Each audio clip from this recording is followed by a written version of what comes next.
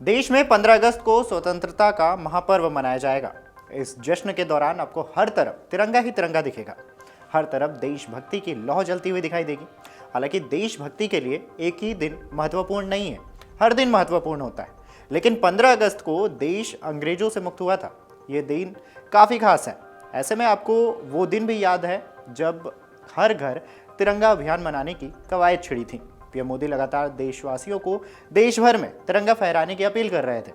इस कैंपेन के तहत आपको तिरंगे के साथ साथ अपनी सेल्फी लेनी थी और इसे हर घर तिरंगा.com पर अपलोड करना था। अब स्वतंत्रता दिवस के मौके पर वैसे भी लोगों को तिरंगे के साथ फोटो वगैरह लेने का क्रेज हो रहता है। क्या आपने कभी सोचा है कि बालकनी में तिरंगा लगा सकते हैं या फिर रात के समय तिरंगा लगाने के नियम और कायदे क्या हैं? तो चलिए राष्ट्रीय ध्वज से जुड़े कुछ नियम कानून के बारे में विस्तार से बताते हैं।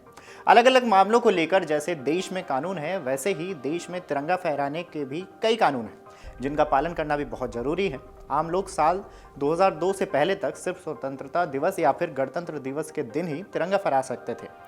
हालांकि अब कभी भी अपने देश की शान तिरंगा को फहराया जा सकता है, लेकिन इसके लिए भी कुछ नियमों का पालन करना जरूरी होता है। ये नियम भारतीय झंडा संहिता में लिखे गए हैं। इसी भारतीय झंडा संहिता 2002 के भाग 2 पैरा 2.2 में यानी कि खंड 11 के मुताबिक यदि कोई व्यक्ति अपने घर में तिरंगा या फिर झंडा फहराना चाहता है तो पूरे दिन और रात में उसे फहरा सकता है। हालांकि झंडा फहराते समय आपको इस बात का ख्याल रखना होता है कि झंडा किसी भी तरह फटे ना। यदि तिरंगा गलती से फट भी जाता है तो उसका अनादर न हो।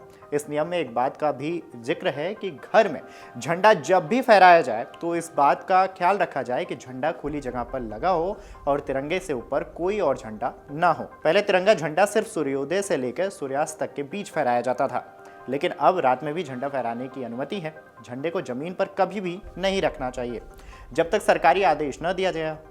इसके साथ ही एक नियम और भी है जिसमें झंडे को आधा झुकाकर नहीं फहराया जा सकता है। इसके अलावा झंडे को पानी में नहीं डुबाया जाना चाहिए। तिरंगे पर किसी भी तरह के अक्षर भी नहीं लिखे जाने चाहिए। वहीं झंडे का इस्तेमाल पर्दा बनाने या किसी भी चीज़ को ढकने के लिए नहीं किया जा सकता। किसी भी तरह के झंडे को तिरंगे के ऊपर नहीं लगाया जाना चाहिए। ध्वज संहिता के मुताबिक राष्ट्रीय ध्वज को किसी भी अन्य ध्वज या फिर ध्वजों के साथ एक ही स्तंभ पर नहीं फहराया जाना चाहिए। साथ ही मैला कुचला राष्ट्रीय ध्वज भी प्रदर्शित नहीं किया जाना चाहिए। 15 अगस्त के मौके पर आप अपनी गाड़ी पर तिरंगा लगाने की सोच रहे हैं तो आपको बता दें कि देश के हर नागरिक को इसकी अनुमति नहीं है। गाड़ियों पर राष्ट्रीय ध्वज स्थापित करने का विशेषाधिकार भारतीय ध्वज संहिता 2002 के अनुच्छेद 3.44 के मुताबिक सिर्फ राष्ट्रपति, उपराष्ट्रपति, राज्यपाल और उपराज्यपाल, भारतीय मिशन के प्रमुख, प्रधानमंत्री, कैबिनेट मंत्री, उच्च न्यायालयों के न्यायाधीश तक ही सीमित है। राष्ट्रीय ध्वज से जुड़े नियमों का उल्लंघन करने पर संविधान में सजा का भी प्रावधान किया गया है। अगर आप उल्टा, कटा, फटा या फिर मैला कुचला झंडा फहराते पाए जाते हैं तो राष्ट्रीय गौरव अपमान निवारण अधिनियम 1971 की धारा 2 में भारतीय राष्ट्रीय प्रतीकों जैसे राष्ट्रीय ध्वज, संविधान और राष्ट्रगान के अपमान को रोकने में मकसद से सजा के प्रावधान किए गए हैं, जिनके मुताबिक 3 साल तक की जेल, जुर्माना या फिर दोनों सजाएं हो सकती हैं। तो आप भी सजा के पात्र न हो, इसलिए इन नियमों का पालन जरूर करें। अगर आप ये वीडियो YouTube पर देख रहे हैं तो हमारे चैनल को सब्सक्राइब कर बेल आइकन दबाएं और Facebook पर देख रहे हैं तो हमारे पेज को लाइक करें।